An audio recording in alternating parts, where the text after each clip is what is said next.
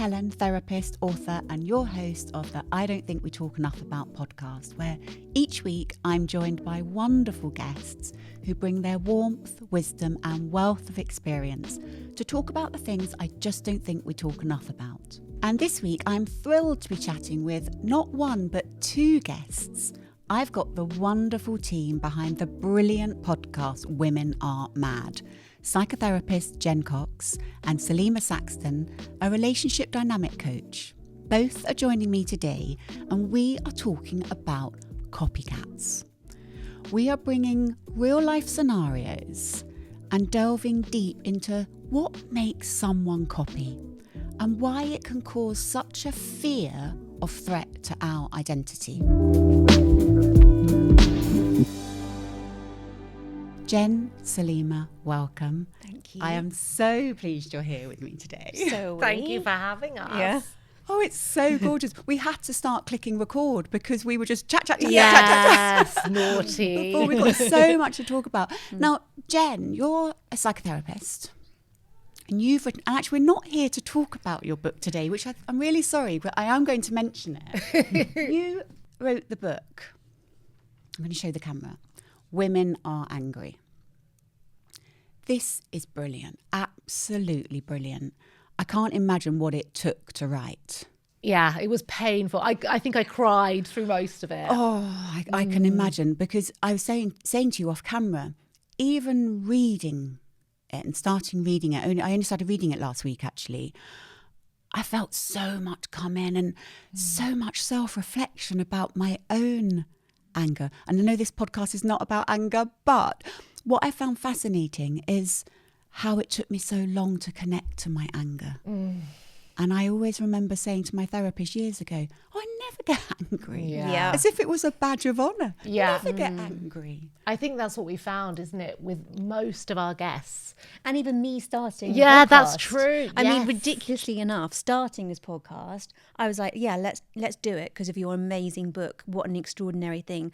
Sorry, I don't really get angry, as you well know. I'm neurotic, sure. I can be anxious. I can be a catastrophist. I can be all these things. And but get very tired. I get very tired and overwhelmed. I certainly don't get angry, Jen. This, obviously, I've now completely U-turned on that. And thanks to Jennifer's brilliant book. Jennifer, I'm calling you. Thank you. Jennifer Cox. Jennifer, very authoritative. Brilliant book. I now understand, yes, I do get angry, and thank goodness for that. How important. I love that. Thank goodness for that. Yeah. And that real connection. I think what we'll do is we'll definitely bring you back on to talk about the book. Yes. But With pleasure in my heart. But also, it got nominated as, not nominated, it won. Yeah. The Sunday Times Self-Help Book of the Year. Yes.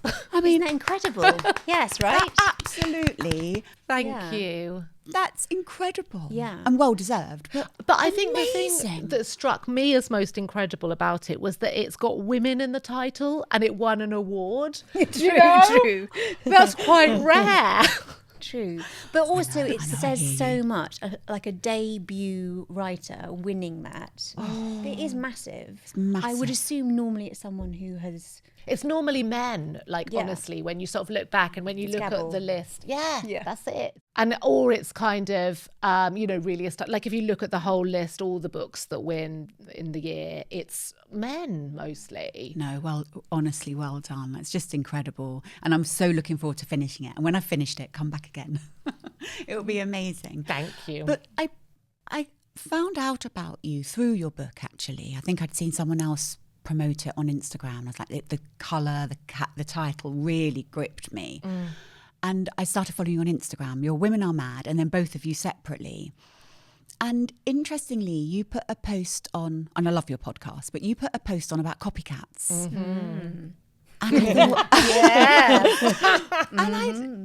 actually, no, I'm jumping ahead a bit, but we will come to that in a minute. And I really connected with it and thought, I'd love to really delve in around with two wonderful experts about copying and the psyche and just really kind of flesh it out a little bit. Yeah. But before we go to that, because I love stories, as all therapists do, tell me a bit about yourselves, how you met and your background, if you don't mind sharing. Love to. You go first. Well, I'll say how we met. Okay. Yeah. So we met at university. I'm telling you, like, in case you've forgotten. I know it's a long, long time ago. We met at university. We both went to Cambridge. We met when we were 18. Cambridge was a really tricky place. We've talked about this before, actually, on our pod. But both of us found it quite a complicated place to navigate. Okay. We were both state school kids. I was both kids of teachers. And back then, Cambridge was, probably still is, quite a closed, oldie-worldy, privileged, certain, families were there, certain schools.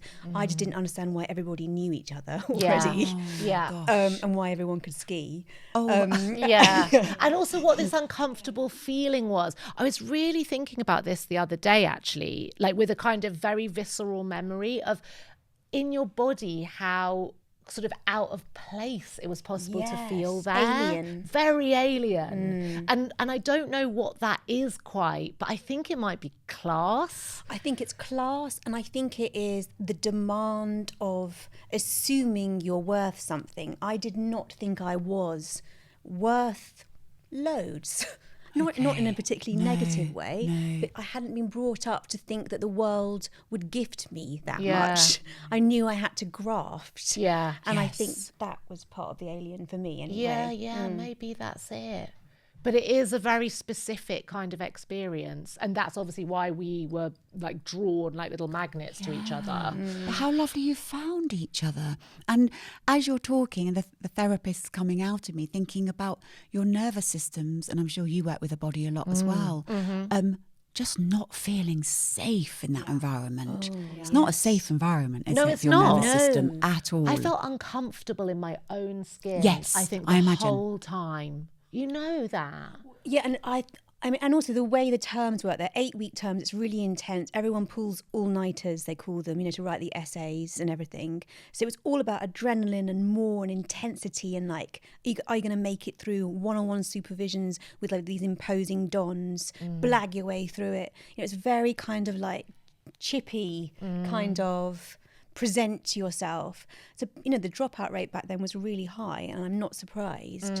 So I survived it. We survived it. Did I prosper? I'm not sure if I prospered. No, I think it was learned hanging on. But it must have made us stronger. And about humans, about the human psyche. I think it was a very interesting exercise. And having to just turn up and like, even when you definitely didn't feel any confidence whatsoever, somehow pull something out of the bag. And say it. Answer the question. You haven't got a clue what you're talking about, and say it. And also, even the fact that the entire marks are that final exam, So the pressure that you're put under was back then anyway, quite extraordinary. It was. But anyway, so that's where we met. How interesting. As you're talking, I'm thinking, because obviously we're talking today about copying. And within that comes mirroring, belonging, fitting in. And I'm thinking, God, what an experience you had at first hand of perhaps fighting the wanting to belong but not belonging, so mirroring. Do I have to behave like this? And lots so of that young coming as in. well. So young. You only realise now how young you feel. You feel like you're an adult, but 18. And also the sleight of hand. Like I kind of think. I've got a kind of RP kind of accent, Indian mother, lambda, all my speaking I did as a kid. I looked and sounded a certain way. So people made assumptions at Cambridge that I was from a certain kind of background, and I wasn't from that background. And I let them make those assumptions. That was useful for me sometimes. So it's not a great training as those chameleon qualities are not great. And obviously I then became an actor actually. So it's not a very grounded. No, it's not grounded. Place to sit in, because you get great shape shifting, and sure, that's kind of social lubrication, but not great for one's heart. Yeah. Actually, that's making me think about the topic of the day, because this shape-shifting idea, I think, you know, we had to get good at it, but maybe we got quite good at sort of spotting it as well. Yes, so we good maybe point. have got a bit of sensitivity towards, like, or kind of extra sensitivity towards, you know, when you see it floating around the edges. And the reason you got in touch with us was because we put a post up on a really sort of, I think it was a Sunday morning. Yes, and, it was. And specifically what had happened was that a business had kind of, who we had had a bit of relationship with, had kind of taken our, it was a sort of concept that we'd used with them. And they had kind of been lukewarm about it at the time. And then when we didn't really continue the relationship, they carried on with this concept and ran with it.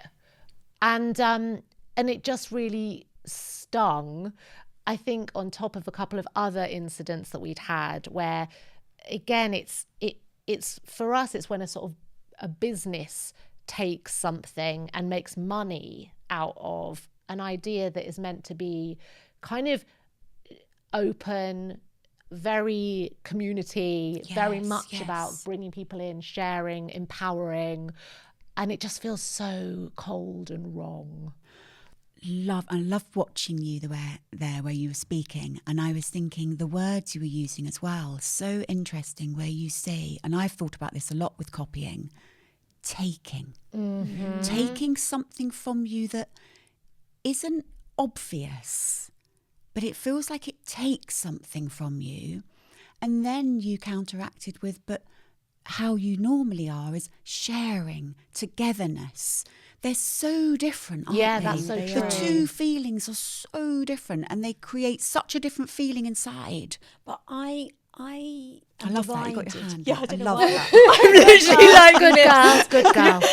I am divided about this, because I also subscribe to the idea, well, the famous Mark Twain quote, that there is no original idea, that it's all about the mental kaleidoscope that we impose our own voices on. And so when I stop and think about copying, or the idea, like Christopher Booker wrote about there only being 7 basic plots. You know, there is no original story. Every story has been written already. It's just your voice that is put onto it. I agree with both those quotes. I agree with both those ideas. So why does it sting when somebody copies? I'm asking you two. No, actually. I know. And Yeah, I think it's I agree with that. Such a brilliant question, because why can it feel like such a threat response that kicks in? Yes. If we actually focus on how the body feels when something's taken from us. What's that? It feels like identity theft, No, hilariously. it does, and there's lots of films on things like identity theft, and it's real. Yeah. So why It does feels feel like an attack, I suppose, doesn't it? Fundamentally, something is being taken. It's a violation. It's kind of a forced exploitation. It feels also this stealth, this sort of deception, I think. Love that, deception. Great word. Yes, You yes, that's a good point, actually.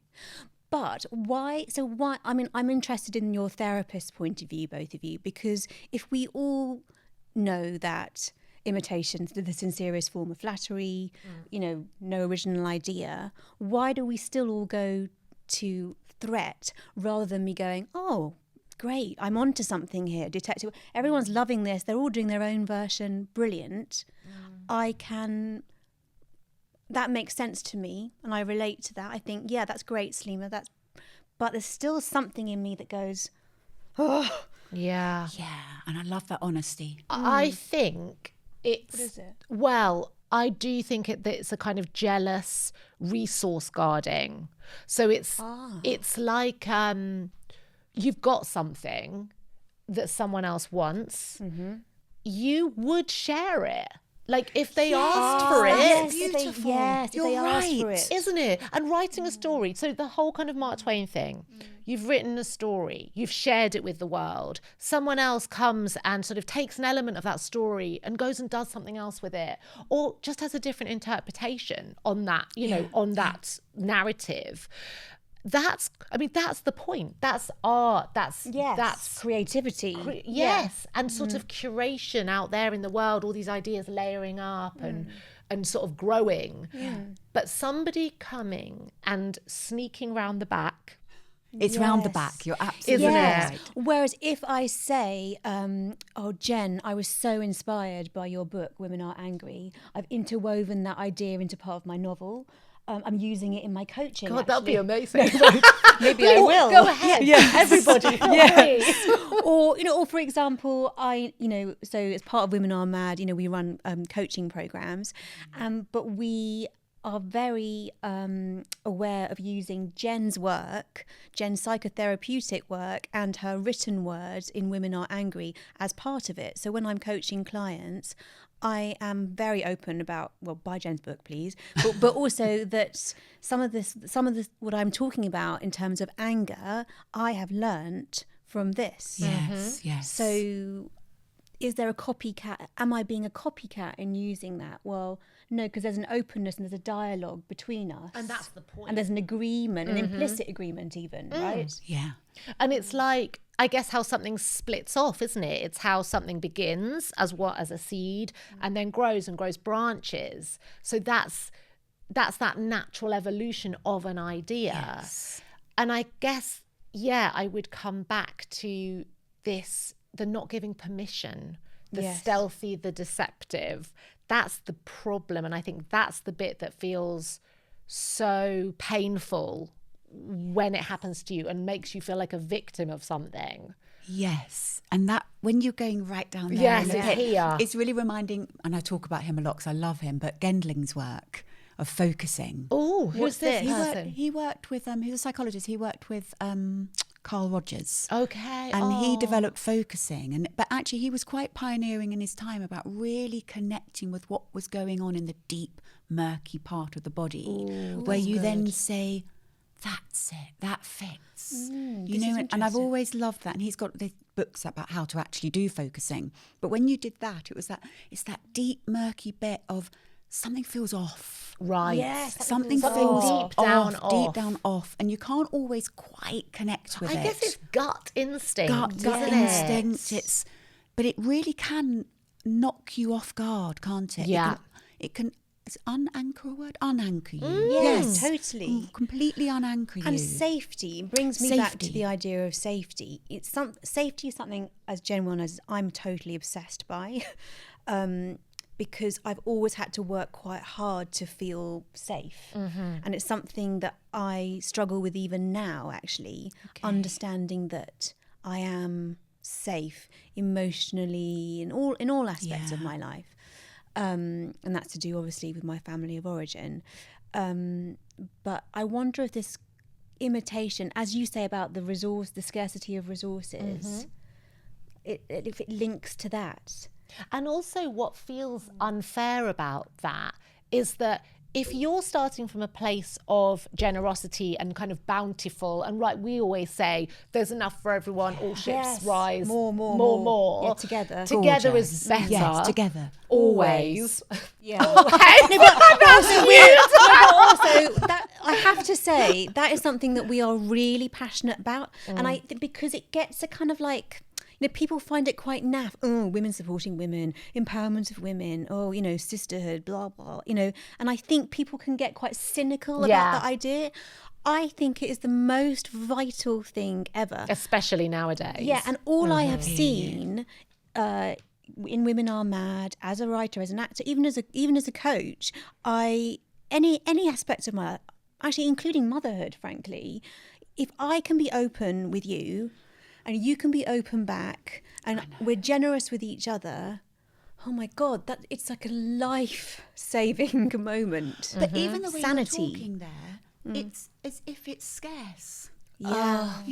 Well, I think it is. I think it is. And that's what's so sad is that it's not your norm. It's not the norm. I wonder, actually, because I have been feeling a bit kind of fatigued, like in terms of being a woman in this world. This last year was incredible. It felt explosive. It felt like, whoa, we arrived, kind of thing. And there was so much to do and so much to say, and there felt to be hope, and there felt to be something like really fiery stoking it. And I think there's something that's now feeling a bit exhausted among women, I would say globally, and therefore there is this kind of feeling of the resources are shrinking. And what happens then is that people start to kind of, it's claws out, they fight for themselves, they forget the sisterhood. So I say this is the moment where we do the absolute opposite and like find the women, stay with the women, and like double down. Double down. Actually, yeah. And actually tune into this gut, feeling that you were talking about. It's so, as I'm in my 40s now, that's what I've really become to be a little bit better at. That if I get a feeling, or like I felt when I met you, and I was like, oh, there's a familiarity. I think I get you. I think, as in, you can sense it. Yes. Then I'm safe. And that is a connection to be nurtured in whatever that might be, just professional or personal or whatever. But that's a safe connection that. And then on the flip side of that, if you get that odd feeling in your stomach, and it's not because somebody is bad and you are good, or it's not as kind of, and it's not a kind of dichotomy, is it? It's just that the vibe between you, and that's your responsibility as well, right, is off for whatever reason, then don't encourage it, block it. Stop it, maybe even. And I guess that's the flip side of the trying to be open and generous and giving, is that it can happen, can't it? I think we've been stung a few times, but for my part, I think I would rather carry on being the generous, hoping for the better. And then you attract, absolutely, there it's more dangerous. Yes. But you do attract the good ones. And everything's more dangerous that is of worth, right? Love, ambition, it's all dangerous, it's all scary, it's all anxiety inducing, because it's worth it. It's worth doing something. It's what I always try and tell my kids. It's what Jen tries to tell me when I'm under my heated blanket going, no, I just don't want to. I just don't want to. But, I think, right. But I think that's like one of the most important things. Life is frightening and wild and glorious and messy. So like, dive in, and you are going to get knocks and hits, and you're going to meet crazies. But do you know what? I wonder if this is why people copy, is because that is scary. Like going for it, putting yourself on the line, sticking your neck above the parapet, all those phrases. That is like the risk. That is such a good point, isn't it? I love the way you've pulled that background. I think isn't she good? She always does this. You're right. Because, I love it because we're meant to be talking about. No, she's really good at this on the podcast, because I go off and she's like, yes, and that reminds me. Yes. But the very essence, the very thing is that we are talking about copying. It's caused this discussion for a reason. Yes, precisely. But if we felt safe to be ourselves, we wouldn't copy, would we? No. So we wouldn't. I think you're absolutely right. We wouldn't need to, because we'd feel safe. Now, I remember I think it was a couple of years ago, someone wrote me, I'd written to them an email, and they'd taken a few days to come back, and they came back with a really honest reply that they'd taken a mental health day.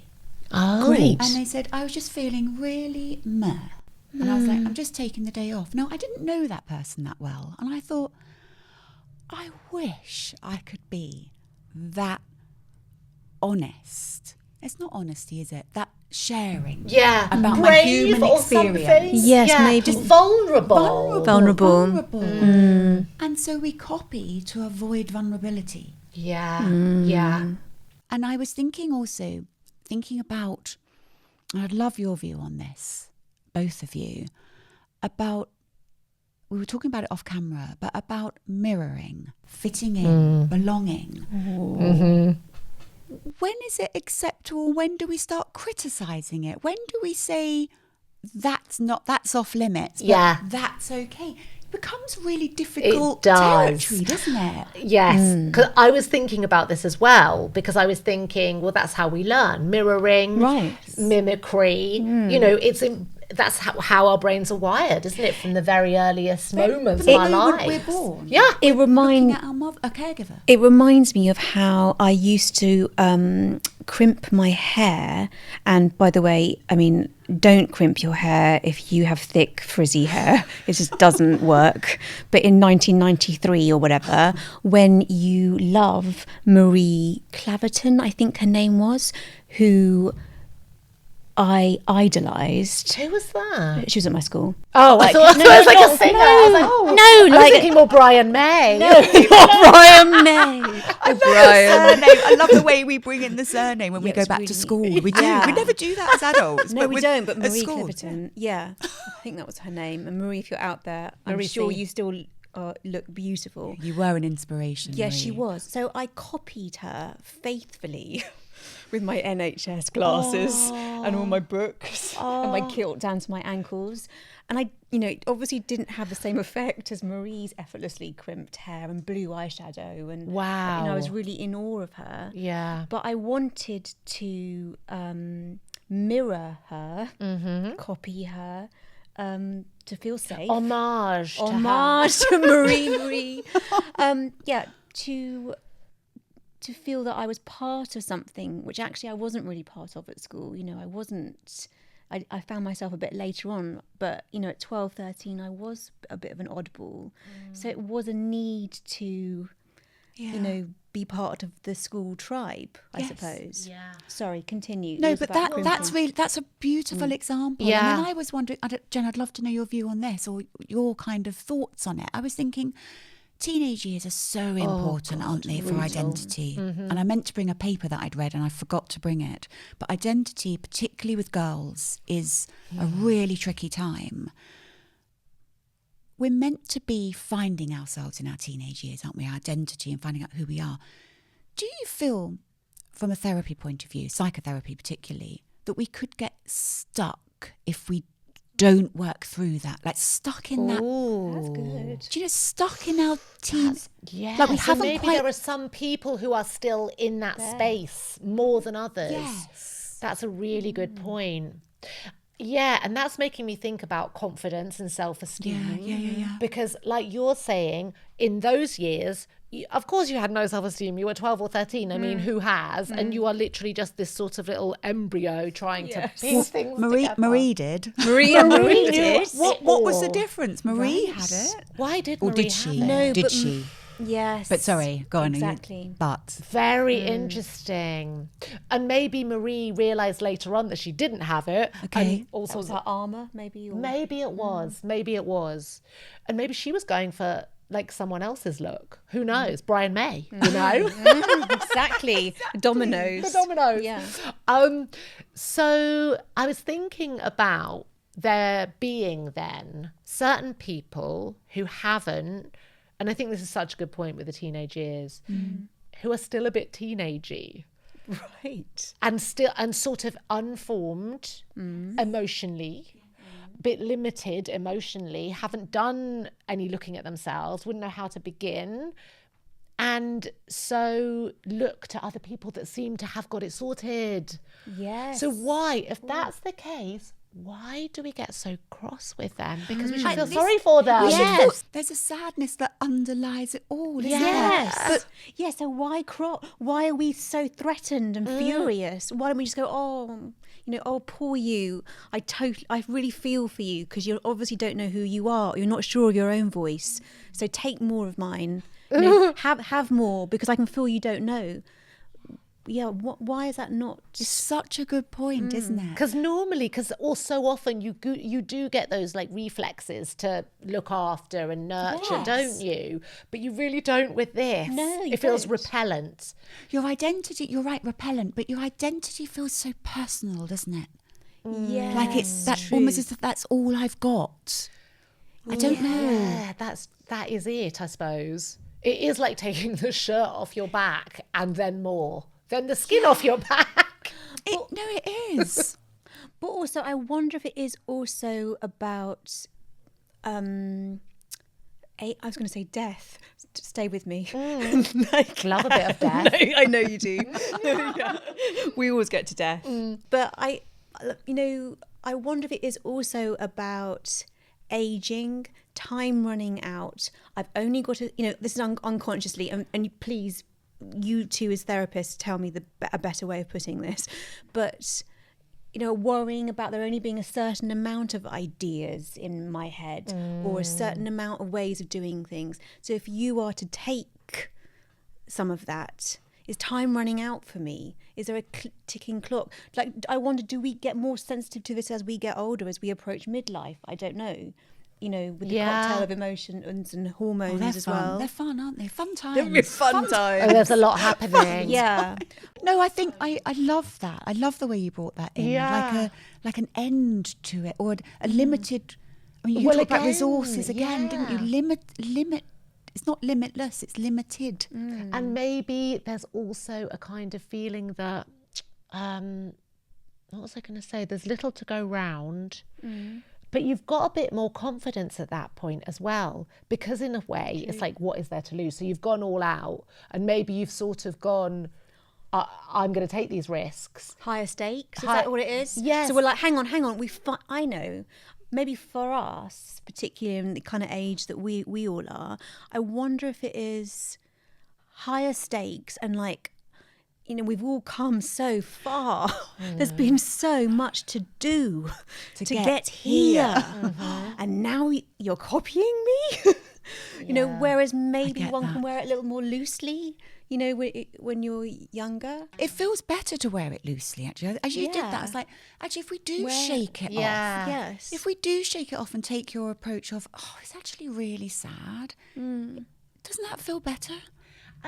But it's not easy. But the confidence that we've got, like, if you think about it, part of this experience of being this age now, and as you say, all the stuff you've gone through and all the experiences you've accrued, and therefore you have got more confidence, means that you can go, excuse me, will you stop copying me? True. I was going to ask you about calling out. How do you feel about that? Actually, it's one of the questions that came in from the Instagram community was, why is there a pressure to sort of to shush about it? Right. Like almost like we should be fine with it. It's fine. Almost as if it's a criticism of our own character that we can't cope with it. So we just put up with it. So why do we feel silenced with it? I know when we put that post up, I felt a bit like, are we being aggressive? Yes. Did you? Or churlish? Did you? Yes. Something. So something comes in, doesn't it? Something comes in. But someone else has taken something from you, and then you feel that for standing up for yourself and using your voice. Yeah. Yeah, and actually because you're just applying your boundaries and you're just saying, oh yes, so this is me, and yes. And I'm asking you to stop. But is it the good girl resurfacing? Is it as simple as Maybe. that? Is it as simple as it's not terribly polite? Yes, it's really not terribly Yes. polite. We're not talking about the weather. Hang on a minute. Why are we not talking about the weather? Why are we talking about real things? And also, look, I mean, I won't speak for you. Actually, I will speak for you. We're both useless at chit chat. We're both useless in a party talking about the weather, but we're both brilliant at talking about like really big stuff. And I'm happy to talk about most things, and that's what I'm most interested by. So I wonder why we are both relatively good at calling out behaviours. Yeah. Whether but it's not copycats. this. Yeah, but a little bit. But I would applaud us both that we're both able to say, this makes me uncomfortable. Yeah, it's acknowledging that, isn't it? I It's think acknowledging it. We can it feels acknowledge, uncomfortable. but I mean, But they apologised then, didn't they? And then they took it down. yeah, they did. Yeah. It did get what we needed. And actually, we ended up taking our post down after that. So it Then was it felt- almost, it felt like, okay, I this is... I messaged you, didn't I, saying, I can't find it. Oh, did you? Oh, Oh, sure, right. you put a post Yes, on you didn't about imagine it. No, but I was so Sorry, desperate to making you know feel like your... the same I thing. love your words and the both of you, how you talk and deal with things. I was like, I'd love to flesh it out with you. And then you took the and post then out. we were like, Yeah. It's like you popped out, but you got a solution Yeah, to that's it. true. And there was transparency, which is what you always wanted in the beginning. and we Yes. did actually send an email, didn't we, as well? It We wasn't did. just... Yeah, so we were quite explicit, saying that we were confused and we wanted to know, we wanted to understand about yes. it. Yeah. But what would have happened if Marie Cliverton had called me out? What would she have said, do you think? I mean, how does it work for parents? If we're imitating, I mean, this is obviously as teenagers or like tweenagers, but like the grown-up Maries, when is it flattering, and then when is it crazy, rabbit boiling? It feels Territory. weird, I have to say, even in yeah. the slightest. Okay, but back to teenagers, and you were a teenager there. I'm thinking of driving up to the school gates to pick up children. Oh, great. And My life. oh, Yeah. it does end. When? And every single girl of a certain year group Yes. looking identical. Yeah. Skirts are rolled up to the same length. Yes, the hair kilt. is the same length. Yeah. The fake tan is the same Yes. colour. Yeah, And false- yeah. nails, like literally 50 girls walking out of school Yeah. and you can't tell them apart. No, you can't.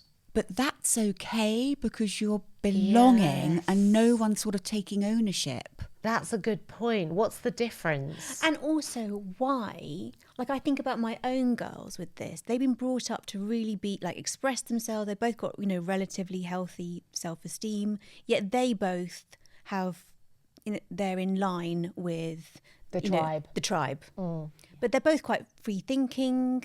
They went to a school beforehand that had no uniform, was very much about free expression. But they're still doing it. So that confuses me, actually. Yeah. Well, I think because it's different to copying. I Okay. do. Okay, talk to me about that. Yeah, 'cause I was think getting I'm getting a bit structurally- stuck in it. Yeah, Yes, I am. I think it is different. I think it's like, okay, so if we're thinking, when you said when's it okay and when is it not okay? Yeah. I think this is around this, because this is the social learning. So it's the mirror neurons kind of going ding, ding, ding. This is what I need to do in order to survive this situation, in order for this situation to feel safe. Yeah. And to feel at my strongest in a way. So again, when we were saying it's better together, it is better together. We do know that, like in part of our minds, but our brains are really complex, aren't they? Because this is where conflict comes from, obviously, as well. But initially, at least, it's okay, we're all doing the same thing. And I know what to do then. And I'm not going to go, oh my God, everyone's going to laugh at me if I try this thing out, like with my hair or whatever. If I just do the rules, I'll be okay. And there's an acceptance of that within the tribe, within the group. But there's a crossover point, isn't there, where it's like, this, like, ding, ding, ding, I have singled out you. Yes. And I'm going to do something that only you are doing. So the crimped hair, maybe. I mean, it was a bit different when we were young, wasn't it? Because there wasn't so much of a But I prescribed admired uniform. her. So Marie, I just admired her, and I wanted to look like her, and I wanted to have pale skin like her. It was also a racial thing. Yeah. At that point in the 90s, it would have been easier if I had been blonde hair and blue-eyed like her. Oh, I wanted to look... Was she blonde as well? Blonde hair, blue-eyed, long legs. I'm 5'3". She was the polar opposite. So interestingly enough, the most unattainable person to mimic So actually, if you were going to mimic anybody, why would you mimic that? This That's is the question. good. Okay, I think this is envy then. This is what we were saying the other day. Copying comes into when maybe you're touching on envy. I love that. I think it's that. I think it's why. Because I couldn't have mimicked her, could I? No, because it was impossible. So it's the desire for the thing that you can't have that they have. Yes, envy. So jealousy is the thing that they've got. Yeah. Or the thing that you've got that someone else wants. Envy is the unattainable and the going for it. And surely that's where you look most vulnerable as well, because it's like, what is she doing? She will never be that. And everyone can see. Oh, yes. But that vulnerability is really it's touching on show. that vulnerability is so on show. And is that why maybe we recoil so strongly as grown-ups when we feel or sense the copycat? We're sensing the envy, and so it's like armor, walls up, protect, dangerous.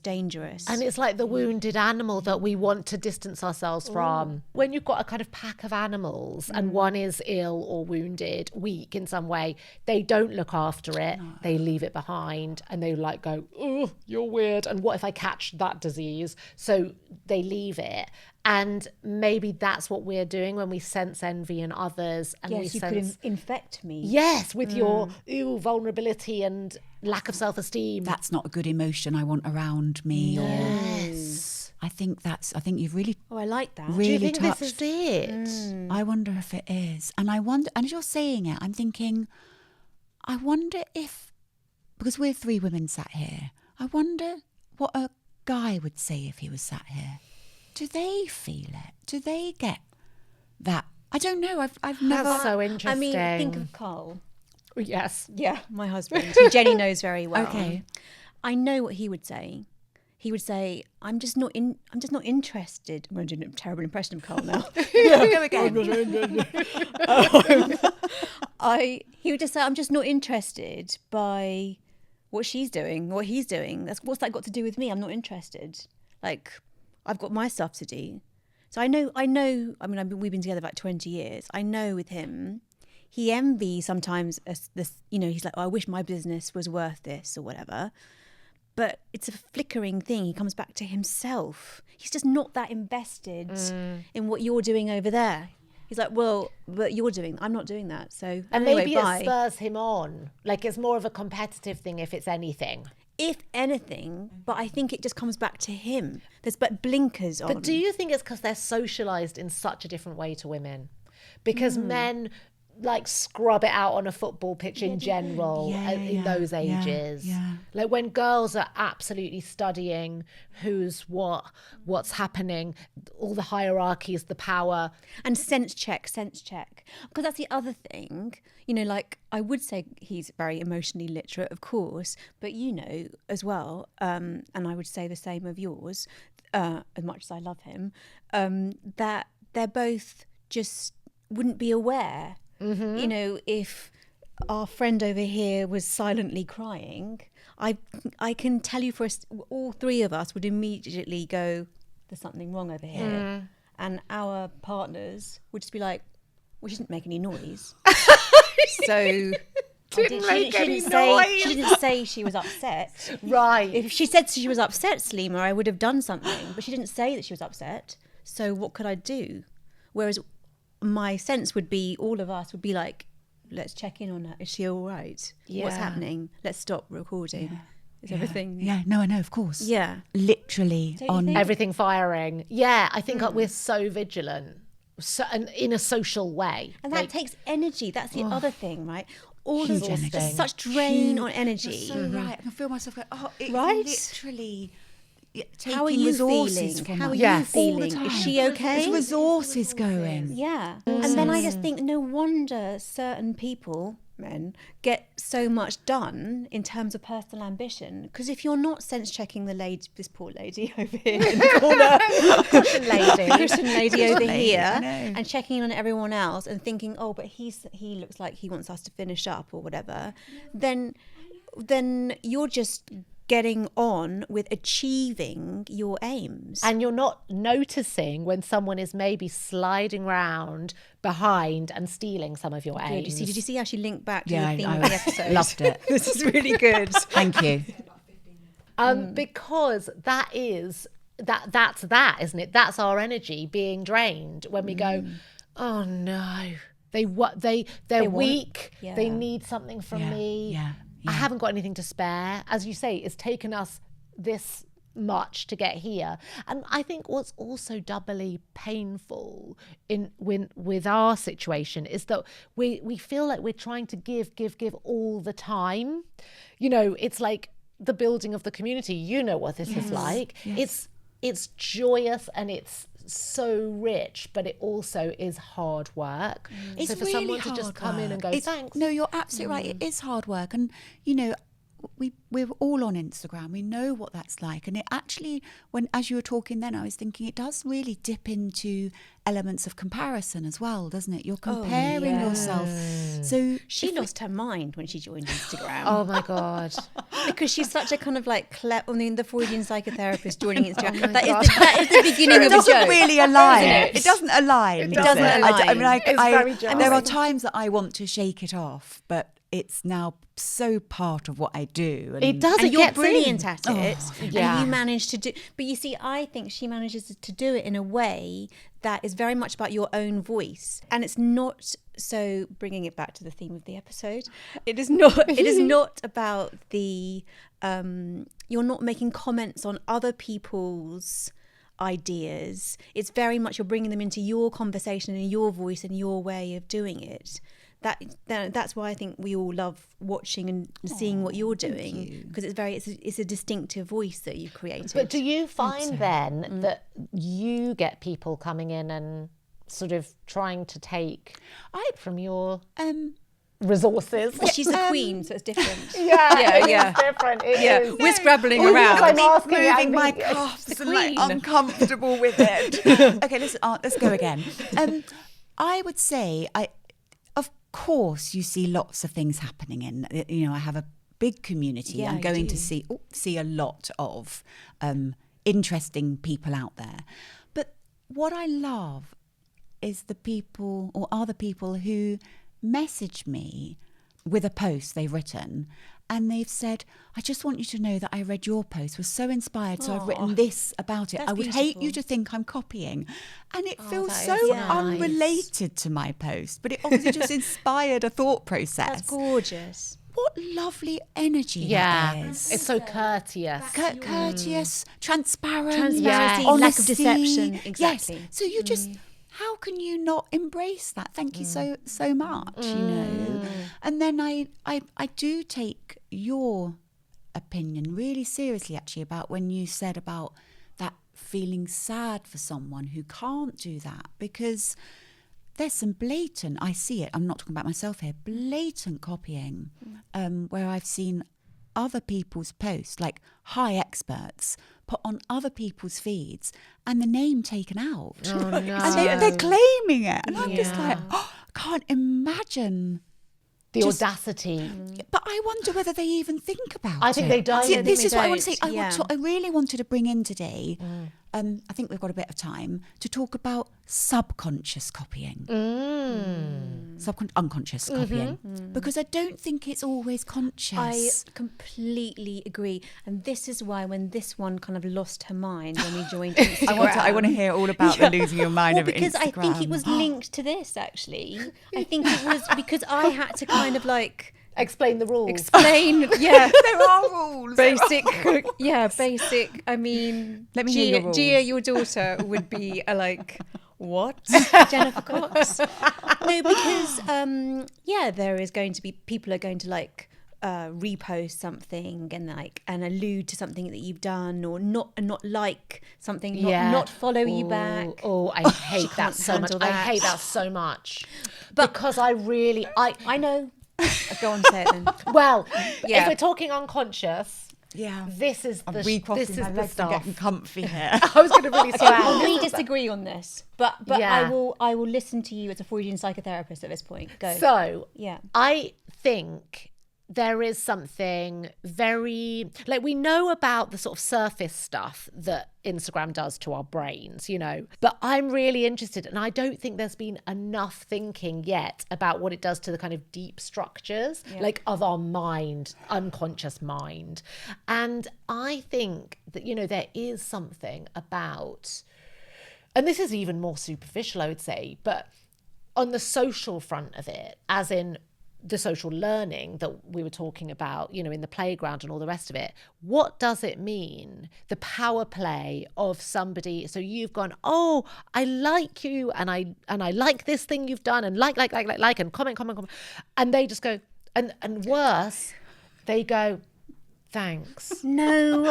And that's it. Oh, I'm sorry. This is when that's your Marie looking you up and down and going, no, it's not. It's not. It's not. It's not. What do you think, Helen? She's avoiding my opinions on this. If you were a client, I would say, what's that bringing up in you? Yeah. What's it bringing up? What is that? Yes, Name Jenny. it. What is it? Because that was a real reaction. Yes, it was. Yeah. What And it was always it? is. What was it you were wanting? I think just Needing. the connection, the kind of truthful, like, I've opened myself to you. I think it's that. If we're talking deception, I'm not very good at the deceptive. Okay, but I just want to add this about Instagram. Just to say, following people back, and I've done it myself. You know, they've commented on something, they've reached out to me, and I and I haven't always followed them back. No, it wasn't even consciously. I just kind of went, thanks. I need to check my phone to check that I'm following you both. Yeah, don't worry. Don't worry if you're not following me. I Don't wouldn't worry. be here. Yeah. She wouldn't. She'd be like, go by yourself. Yes, there's no This is not way. working for me. Why aren't we equal? And I think I am that's obsessed. you. That That's is you. me. I want And that's her everyone to personality. be equals. Yeah. But and she has a thing about it. don't Yes, you? I do. Yeah. I mean, hence the book. Yeah, exactly. What the hell is going on But here? also, she's obsessed by it.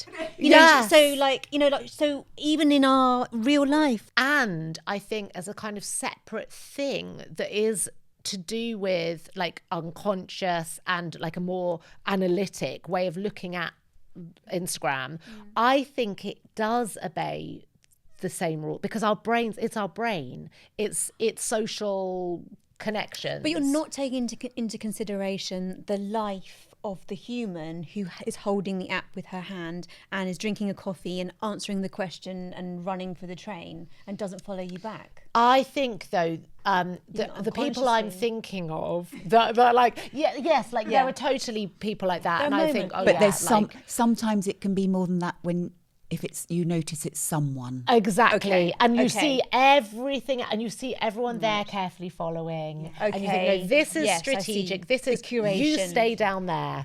And I was just about to say it's about self-worth, isn't it? It's about someone not making you feel, we talked about equal, but almost touching on something that's making you feel less than. Totally. But this interests me because even with the gatekeeper idea, that we've experienced sometimes, I find it funnier than Jenny.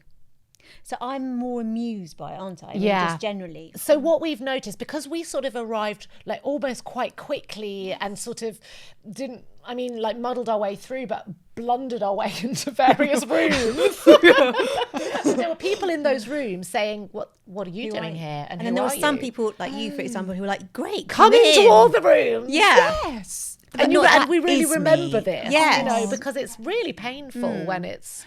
There's the pain. There's the pain. But also, humour Salima, for me. But yeah, really interesting. But Salima, I know that I feel I interrupted something you were going to say, because you said about Jen in real life, and then I wanted to come back to the Instagram quickly, but sorry. Well, yeah, just that Jen is very, is very, very honest. Is more honest than me. So I'm much more willing to play a social game, and I'm much more willing to go along with it, whatever, it'll be fine. Whereas Jenny is much more, no, but this is not right, so I'm going to say it's not right. Or There's a clarity. rule, isn't Yeah, there? yes. Feels like there's a Whereas I'm more flexy. fluid. Yeah. Way. More Yes. fluid. More and fluid, yeah. You feel more set on it. Yeah. Which is also can be great and not always great for me. You know, we're like the social chameleon stuff, not always great. Sometimes better to be like that. But I do think I can access humour and wear it a little more lightly than Jen. Yeah.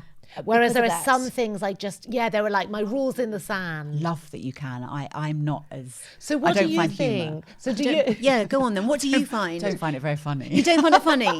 No, because I do, genuinely. So, but do you feel similarly? Are you with Jen? I'm with both of you in a no, because I don't find it funny. But I find it like a sadness for myself that I felt it. Sure. So it's more like so I don't get that. I get I feel a bit uncomfortable with who I am in feeling this, and I don't want to feel like this. But then I'm not very good at using my voice in an authoritative way. I know I'm not. I'm much quieter when it comes to that. So that was interesting for me because I could sense it, which meant that it definitely resonated. Yes. Yeah. But I would react in my old familiar ways. Right. Whereas I think I would actually have a word with them if I met them in real life. That's a question in my Instagram community. Oh. Should we do that? 'Cause we've Yes. got a few questions from Instagram about it. I've picked out some that I thought might be relevant today. As we haven't got much time left, we're going to do like a quick fire. So I've been victim to copying. Why is it that some days I cope better than others? I think this is the self-esteem point that, if you're feeling strong, then you maybe have more, you can be more magnanimous towards this other person's weakness, maybe. Like we were saying about them. Resources. Yeah. You can give resources. You can give more resources generously. Yeah. Okay, no, love that. So self-esteem. And I think that can even be about tiredness. If you're exhausted, you're depleted. You're right. You feel everything more strongly. You feel it. You just feel it. So you cocoon almost, don't you? Don't want anyone to kind Leave of me alone. just Yes, leave be me careful alone. in those So then when days. someone's copying, it's like, no, I just want to be left alone today. Yes. Okay. This one, should I stand up for myself? Should I call them out? Well, I say yes. You say yes. But I say carefully and what's the word? Like kindly. That kindly. word. No, Kindly. Absolutely. And it can be done with kindness, can't it? It can be done with let them know how it makes you feel. Yes, because rather than I blaming. statements. Yeah, I statements. I feel how we're doing couples, you know? But I would also add to that, is it worth it? Is it over already? I know. Is it finished? That's really good. Is it going to achieve anything? Just, it's worth thinking that. I don't think one should have a kind of... And how to protect yourself in future, maybe. Yes, put your energy learn from into that. Yeah, not again with someone else. Not again. Yeah. And there were so many other questions, but we've actually I've copied them, covered them. We copied them all. Copied them. Things like, why does it feel like such a violation of me? We've talked about that. Yeah. Why does society make me feel I can't use my voice with it? Read Jen's book. And is anything ever original? We've there you talked go. about that. So we've actually covered Done everything. it. And yes, definitely read Jen's book. Girls, that was just gorgeous. That was gorgeous. Thanks so much. I really loved it. So I could have talked for hours We could have more. gone on and on. Yeah. You're coming in again and we're going to talk about anger. Yes. Oh, yes, We're going that'd to be talk brilliant. about social media. We're going to talk about comparison. Brilliant. Yes. Let's bring it There's in. so much. Yes. You know? Yeah. And then you come on ours. Yes. And we'll get you to talk about, I'd love to, but thank you Other things. both of you for coming such a in. I really pleasure. appreciate it. I've really enjoyed it. It's Thank really you nice so to meet much. you, Thank actually. you. Yeah. And thank you for listening. If you enjoyed this episode, it would mean so much if you could follow the show, leave a quick rating, and maybe even a review to let others know what you think and whether they may enjoy the conversation too. Your support genuinely means so much. Thank you. Enjoy your day.